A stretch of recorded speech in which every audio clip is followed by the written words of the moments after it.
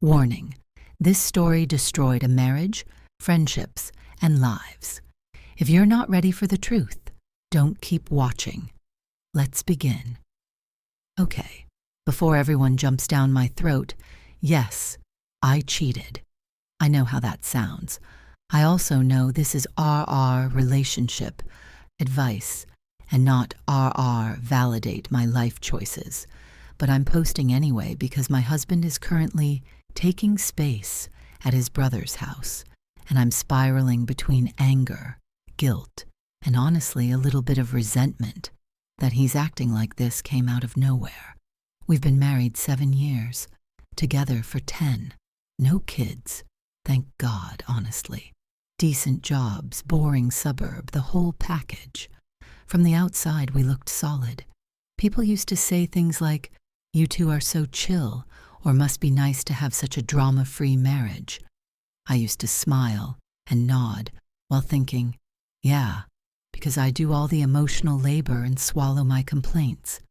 The first signs of trouble weren't some dramatic blow-up. It was smaller, more annoying. He stopped noticing things. I cut my hair shorter. Nothing. Lost weight. Nothing. I'd come home excited about something at work, and he'd half listen while scrolling on his phone. Meanwhile, if I forgot to buy oat milk, it was suddenly a federal issue. That's when I started feeling justified in being irritated all the time. Snippy, even. I'll own that. I also started lying early. Not big lies, just little ones. Working late. Phone died. Traffic was awful. Harmless, right? That's what I told myself. I wasn't cheating then. I was just enjoying not having to explain myself to someone who barely seemed interested anyway. If I'm being honest, and this is Reddit, so I guess that's the point, part of me liked feeling a little untouchable, like I had my own thing going on that wasn't about him. I didn't plan to blow up my marriage. I just stopped protecting it. Here's where it starts to get messy, because the affair didn't begin with some grand decision like, today I will betray my marriage. It began with convenience and ego, which somehow feels worse. The guy, let's call him M, was someone I already knew, not a stranger, not a coworker either, before anyone asks. He was adjacent, same gym, same early morning crowd, same forced smiles by the smoothie fridge. He noticed me, like actually noticed, complimented my form, remembered my name, asked questions, and waited for the answers. I told my husband about him once, casually, like, "There's this guy at the gym who won't stop talking." I even rolled my eyes. That part was true. What I didn't say was that I liked it. I started timing my workouts to line up with his. Totally accidental, obviously. I also started dressing better for the gym, which I justified as self-care. My husband didn't notice that either, which somehow made me angrier and more smug at the same time. Great combo. The lies escalated fast after that.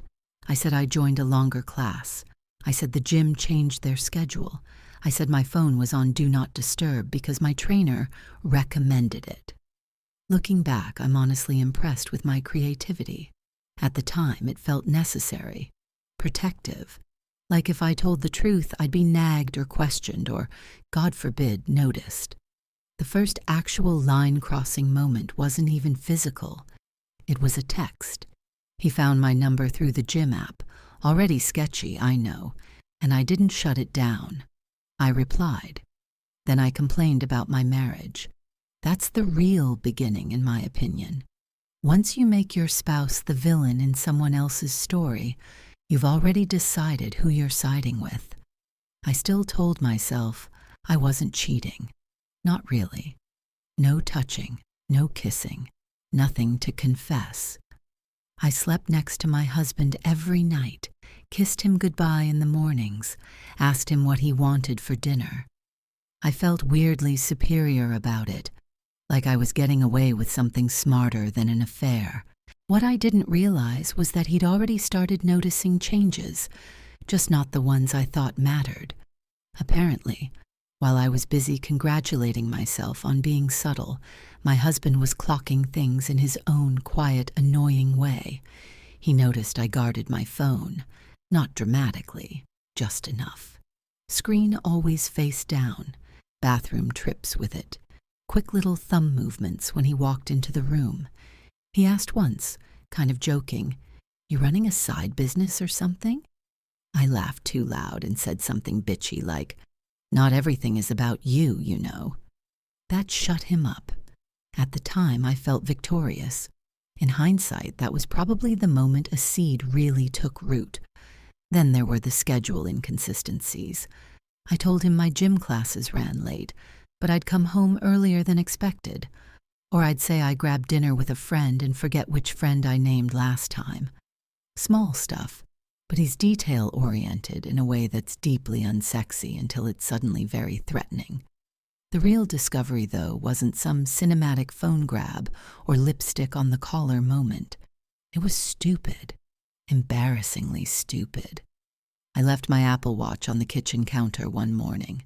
I usually wore it everywhere because it mirrored my texts, but I'd taken it off to charge overnight and forgot. While I was in the shower, it buzzed, repeatedly. He told me later he tried to ignore it because he didn't want to be that guy. But then he saw M's name pop up, not just once, 3 times. Then a message preview. Last night was hard to stop thinking about. To this day, I maintain that message could have meant anything. But I guess when you're already suspicious, your brain fills in the blanks pretty fast. He didn't confront me right away. That's the part that still irritates me, if I'm honest. He went quiet, polite, extra helpful, did the dishes without being asked me how my day was and actually listened, which of course made me feel guilty and annoyed all at once. I snapped at him for hovering. He apologized. That night, he didn't touch me. No goodnight kiss, just rolled over and stared at the wall. I remember thinking, wow, he's really milking whatever mood this is. I even texted M about it, framing my husband as cold and passive-aggressive. Lying on every level felt so natural by then that it didn't even register as lying. What I didn't know was that he'd already taken screenshots from my watch and emailed them to himself, just in case. The confrontation happened 2 days later, which honestly felt rude. I had a whole system going. I'd convinced myself the moment had passed, that he'd either misread it or decided not to dig. I even started thinking I was in the clear. Classic me. He waited until after dinner. That should have tipped me off. He's never patient when he's upset. He just blurts. This time he cleared the table, wiped the counters, and then said very calmly, "Can I see your phone?" I laughed. Like, actually laughed. Not because it was funny, but because my brain short-circuited and went straight to bitch mode. I said, "Wow, is this where we're at now?" I crossed my arms. I sighed. I did the whole performance. I accused him of not trusting me, of projecting, of being insecure, all while my heart was trying to punch its way out of my ribs. He didn't raise his voice. That was unsettling. He just said, "I already saw enough. I just want to know if you're going to lie to my face." So of course I lied. I said M was just a friend. I said the message was taken out of context. I said I was venting and maybe flirted a little because I needed attention, but nothing happened. I even threw in a tear or two, which I'm not proud of, but also not ashamed enough to pretend it wasn't strategic. I told him he was overreacting. I told him if he'd been more present, I wouldn't have needed someone else to talk to. That one landed hard. I could tell. His jaw clenched like he was chewing glass. Then he pulled out his phone and showed me the screenshots. Not just from the watch. Apparently he'd checked our phone bill too. Text frequency, timestamps, late-night gaps I'd explained away as sleeping. There was also a photo I forgot I'd sent. Nothing explicit, but suggestive enough that my stomach dropped. The thing is, Even then, I didn't fully come clean. I adjusted the story, downplayed, reframed. I admitted to an emotional thing, but swore it never got physical, which was, at that point, no longer true. I watched his face change as he realized I was still editing reality in real time. He didn't yell. He just said, very quietly, "I don't know who you are anymore." And for some reason that hurt more than if he'd screamed. After that sentence, "I don't know who you are anymore," something shifted, not in a cinematic, self-reflective way, more like I got defensive on a molecular level. I told him he was being dramatic. I actually used that word. I said people change, marriages go through phases, and he was acting like I'd committed some unforgivable crime instead of making a mistake. I remember being irritated that he sat there silently while I talked, like I was being graded. He asked one simple question. "Did you sleep with him?" I paused. Too long. Long enough that whatever hope he had left visibly drained out of him. And instead of just answering, I did what I'd been doing for weeks. I tried to control the narrative. I said, "Define sleep with." I said, "It wasn't planned." I said, "It only happened once." None of which were clean answers, and all of which were technically misleading. The truth was messier. It had happened twice. Once in M's car, once at his apartment when I said I was at a work happy hour. I didn't share that. I said once, because once sounded survivable. Once sounded like something we could maybe work through if he tried hard enough. He got up from the table and went into the bedroom. I followed him, still talking, still justifying.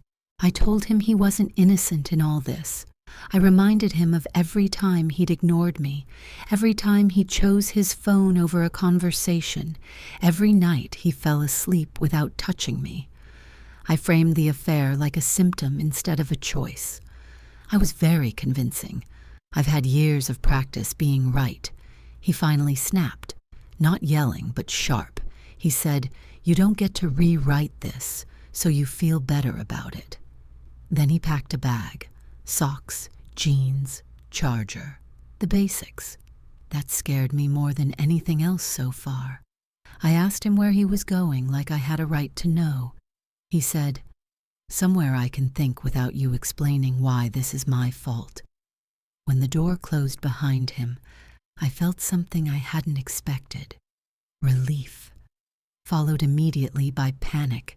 And then, because apparently I'm consistent if nothing else, I texted M and told him my husband was being crazy and needed space.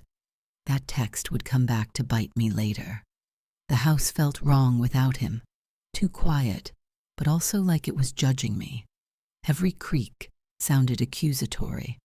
I wandered from room to room pretending to tidy, which mostly meant picking things up and putting them right back down. I checked my phone obsessively. No messages from my husband. Plenty from M. At first, I leaned into that. I complained. I exaggerated. I painted myself as the emotionally neglected wife married to a man who suddenly decided to play detective instead of partner. M ate it up, told me I deserved better, told me my husband sounded controlling. I let those words sink in because they were easier than sitting with the truth. Then the unexpected thing happened. My husband's sister showed up, no warning, just a knock on the door around 9 p.m. I opened it in sweatpants, mascara smudged from what I'd been calling allergies. She didn't hug me. She didn't smile. She walked past me into the living room like she owned the place and said, "So, want to tell me what's going on? Or should I rely on the screenshots?"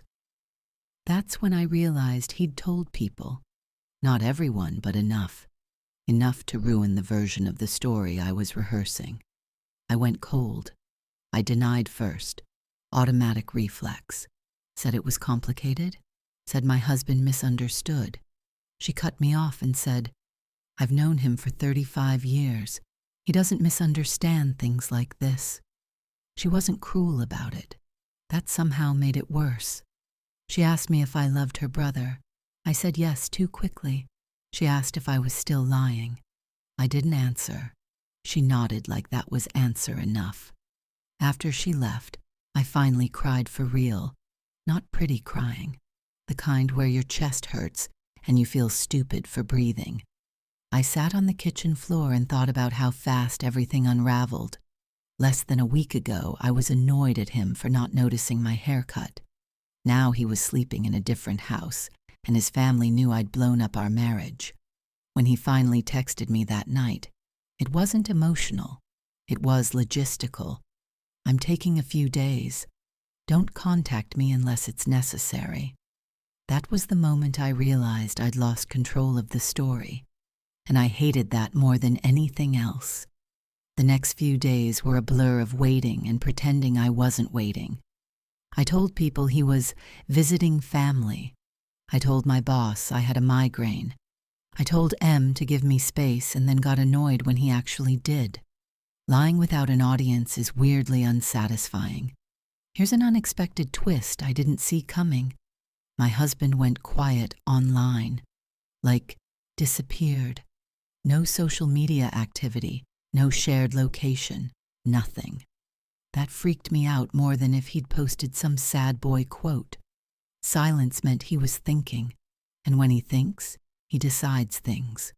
I broke my own rule and texted him anyway. Something neutral, mature. Hope you're okay. He didn't respond. Instead, he changed the Netflix password. Petty? Yes. Effective? Also yes. I stared at the login screen like it was a personal attack. That night, I drank wine straight from the bottle and did what I probably should have done days earlier. I reread the texts, all of them, with fresh eyes. Taken together, they didn't look romantic or flattering anymore. They looked desperate. On my end, a lot of validation seeking, a lot of subtle digs at my husband, a lot of me positioning myself as the victim of a marriage I'd never actually tried to fix. Then came the call. Not from my husband, from M's girlfriend. Yes, girlfriend. Surprise number whatever we're on now. She wasn't hysterical. She was eerily calm. She said she found messages, said my name, said she didn't blame me entirely, which somehow stung more than full blame, and then dropped the real bomb. She'd already told my husband everything. Timelines, dates, the fact that it was more than once. So much for my carefully curated version of events. When I finally heard from my husband the next morning, it was a single sentence. I know you lied about how far it went.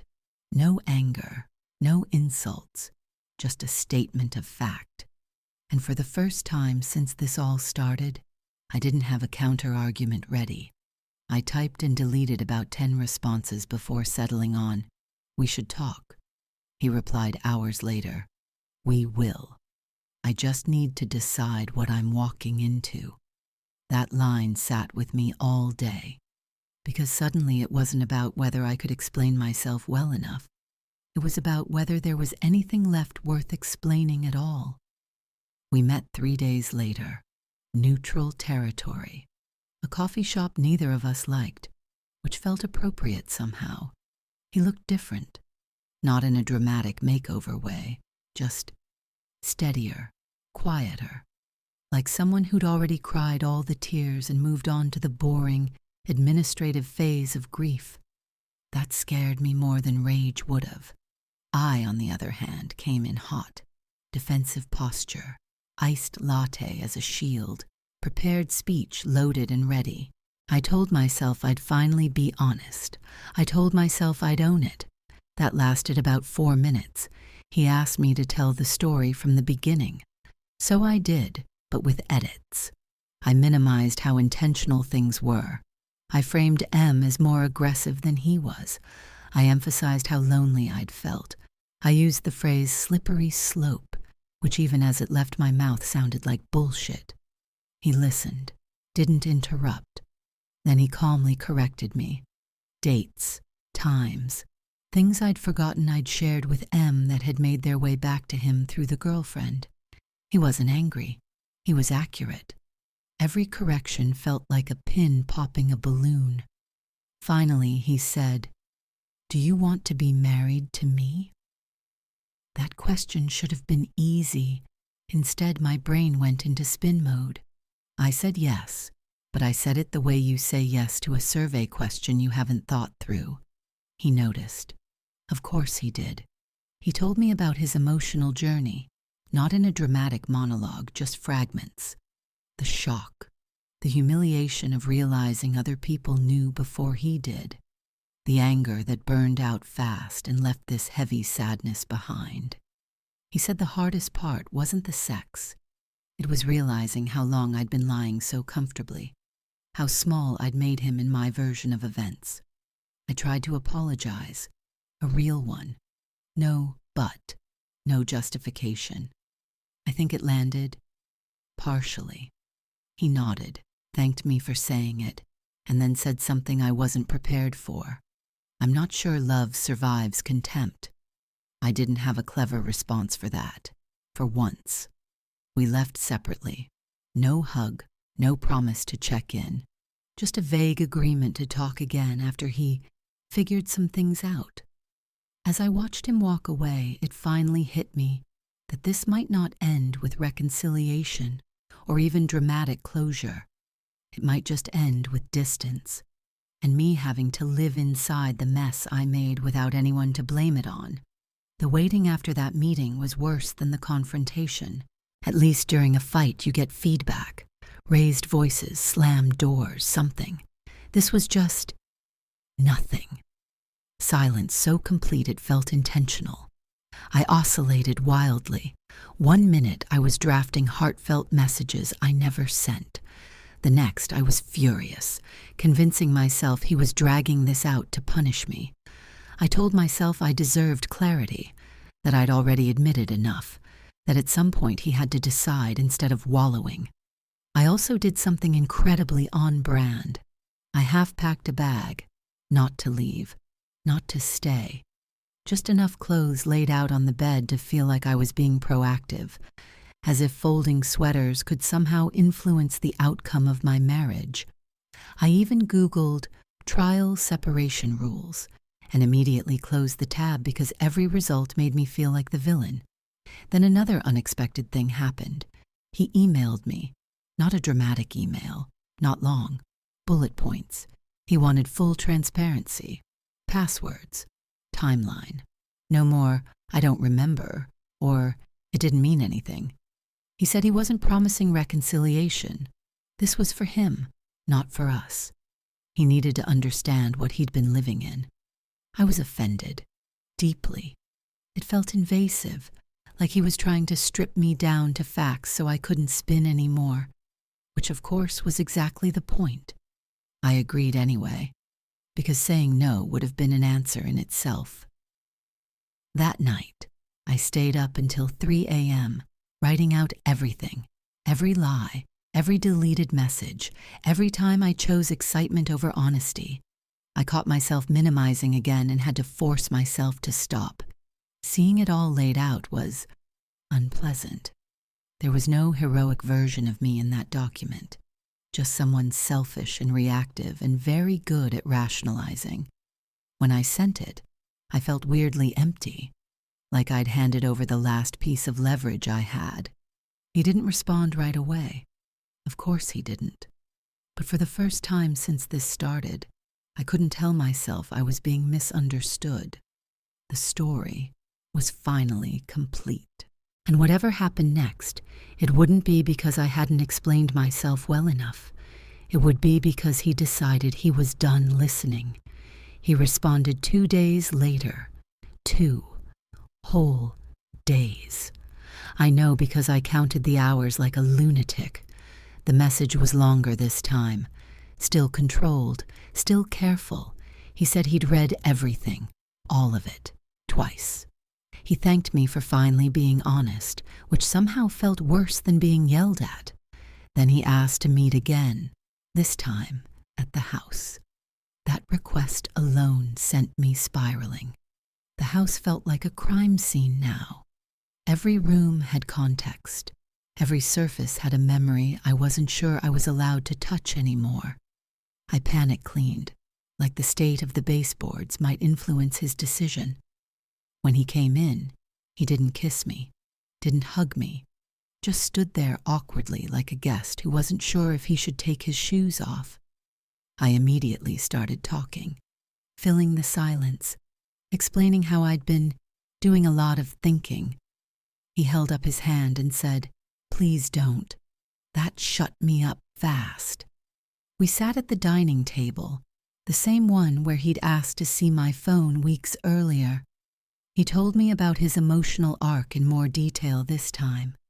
The shock was quick. The anger was sharp but brief.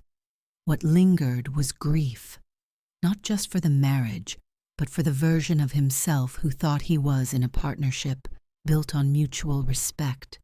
He said he'd been replaying moments from the past year and realizing how often he'd ignored his gut because trusting me felt easier than questioning me. Then came the part I hadn't expected: acceptance. He said he'd stopped asking why I did it, because every answer led back to the same place. I wanted to. Lonely or not, ignored or not, I made a series of choices. Hearing him say that so plainly felt like being exposed under fluorescent lighting.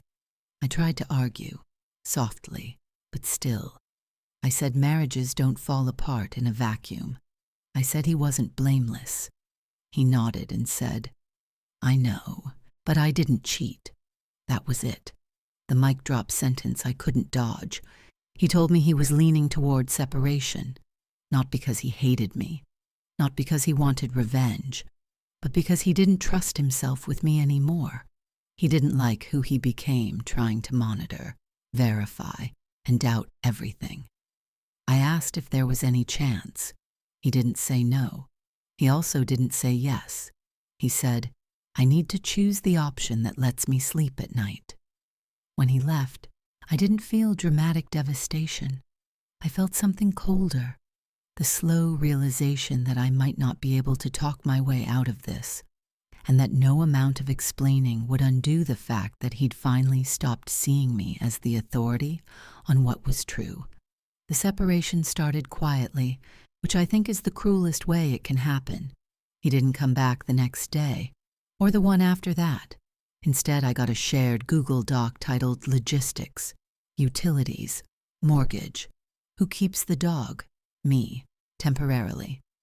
A note at the bottom that said, "I'm not trying to punish you. I just need structure right now." Structure. From the man who used to forget dentist appointments. This is where I started seeing the emotional toll on him in ways I hadn't before. When we did talk, short scheduled calls, like coworkers wrapping up a project, he sounded tired, not angry tired, soul tired.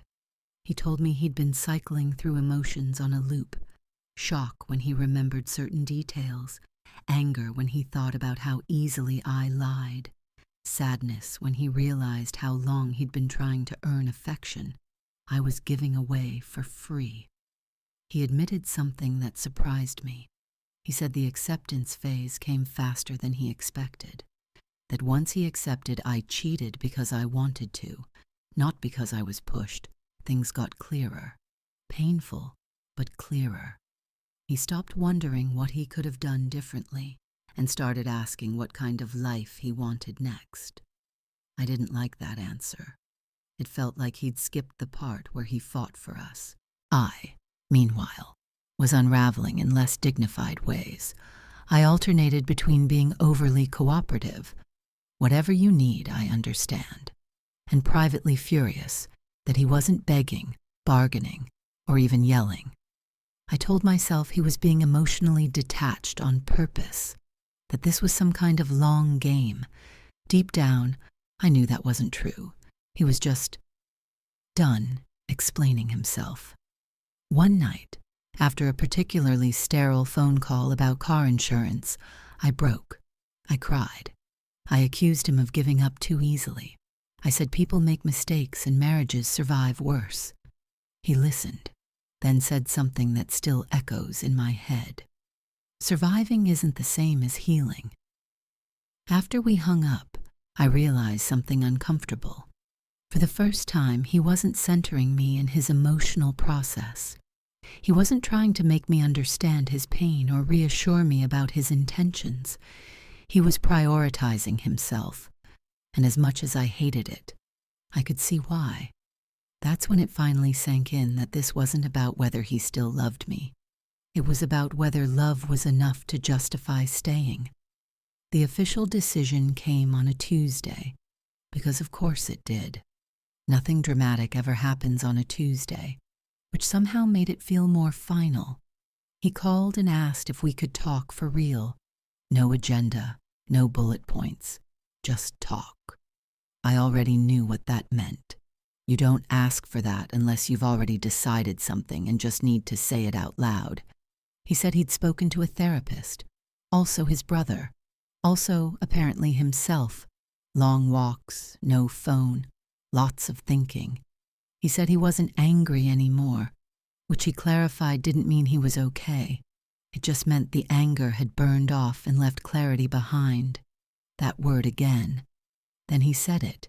He wanted to separate formally, with the intention of divorcing. I didn't scream or cry right away. I went oddly calm, asked practical questions, timelines. Who files? Who tells whom? It felt like slipping back into a role I understood. Competent, composed, reasonable. He answered patiently, like he always had.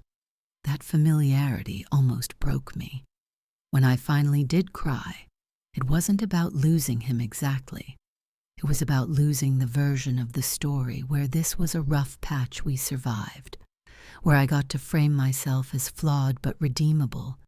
Divorce made everything sharper, permanent. It meant this would always be the marriage that ended because I cheated, not the marriage that went through a hard time. He told me what he'd learned from all this, even though I didn't ask. He said he learned to trust his discomfort. That love without honesty turns into self-betrayal. That staying silent to keep the peace only delays the explosion. He said he wished he'd asked harder questions earlier, even if it meant being wrong. I wanted to argue. I wanted to say he was rewriting history now, making himself wiser after the fact. But I didn't. Because for once, it wasn't about me getting the last word. Before we hung up, he said something almost kind. He said he hoped I figured out why lying felt easier than telling the truth, even when the truth might have led to the same ending. He said that work was mine to do now. After the call, I sat on the couch and stared at nothing for a long time. No texts to send, no story to spin, just the quiet aftermath of choices finally catching up, and the uncomfortable realization that, for all my bitchiness and excuses, he was walking away having learned something. I wasn't sure yet what I'd learned, other than the fact that control feels a lot like confidence, until it suddenly doesn't work anymore. Telling people was hell, not the dramatic kind, just slow, awkward, humiliating. Friends asked careful questions. Family asked fewer questions and made heavier assumptions. I tested out different versions of the story depending on the audience. Sometimes it was, we grew apart. Sometimes it was mutual mistakes. Sometimes, rarely, I said, I cheated. That version always ended the conversation fastest. My husband handled it differently. He didn't overshare, but he didn't protect me either. When people asked, he told the truth in a clean, almost boring way. No name-calling, no embellishment, just facts. I hated that. It made it impossible to paint him as vindictive or cruel. Here's another twist I didn't expect. Once divorce became real, M vanished. I shouldn't have been surprised, but I was. He sent one half-hearted, hope you're okay text and then faded out like he'd been a dream I woke up embarrassed about. His girlfriend dumped him. Apparently, she was less interested in understanding context than I'd been banking on. Suddenly, the person I'd risked everything for couldn't even commit to a supportive phone call. That stung more than I want to admit. Meanwhile, my husband started thriving in small, infuriating ways. He joined a climbing gym, started cooking actual meals instead of frozen crap, sounded lighter on the phone, less careful, like someone who'd set down a weight he didn't realize he was carrying. I told myself it was a phase, that reality would hit him eventually, that once the novelty of independence wore off, he'd miss me. But deep down, a quieter voice was starting to whisper something I didn't like. Maybe he wasn't losing as much as I was. The house felt bigger now, emptier, not sad exactly, just indifferent. I realized I'd spent so much energy managing perceptions that I hadn't built much of a life outside the marriage. Now that it was gone, there wasn't a dramatic void, just space. And space is dangerous when you can't lie to yourself anymore. The paperwork phase stripped away whatever drama was left. Mediation was polite, too polite. Sitting across from him in a beige office while a stranger talked about asset division felt surreal, like we were cosplaying as people who'd never loved each other. He was calm, prepared. I was performatively reasonable. I nodded a lot, smiled when appropriate, made sure no one could accuse me of being difficult. Inside, I was still bargaining. I caught myself thinking things like, if I say the right thing now, maybe he'll hesitate. Or if he sees how cooperative I'm being, maybe he'll remember why he married me. As if emotional goodwill could be earned retroactively. It didn't work. At one point, the mediator stepped out to make copies, leaving us alone in the room. The silence stretched. I finally asked him if he ever missed me. It slipped out before I could dress it up. He thought about it. Actually thought. Then said, I miss who I thought you were. I don't miss who I became with you. That one hurt in a way I couldn't argue with. There was no villain in that sentence, no accusation, just a boundary. After that, something in me finally gave up, not in a dramatic collapse, more like resignation, the exhausting kind. I stopped trying to impress him with my growth, stopped highlighting therapy sessions like gold stars, stopped framing every conversation like a pitch for reconciliation. When I got home that day, I deleted M's number, not ceremoniously, just gone. It felt overdue. I also reread my early texts to my husband, the ones from before everything blew up, the casual lies, the unnecessary sharpness, the little jabs I justified as honesty. I saw myself more clearly than I wanted to. Not evil, not irredeemable, just deeply committed to avoiding discomfort at any cost. For the first time, I wondered what would have happened if I'd been honest earlier. Not faithful, just honest. If I'd said, I'm unhappy and I don't know why. If I'd admitted I wanted attention instead of outsourcing it. Maybe we still would have ended up here. Maybe not. But at least the ending would have made sense. The divorce was finalized less than a month after everything blew up. No dramatic court scene. Just emails, signatures, and a date stamped at the bottom of a PDF. I stared at that date longer than I want to admit. It marked the official end of a marriage that, in my head, still felt unfinished. We met one last time to exchange the remaining stuff. Coats, books, a box of random cables neither of us could identify. It was civil, almost friendly. That hurt more than hostility would have. Before he left, I asked him, because apparently I like emotional bruises, what he'd tell someone else going through this.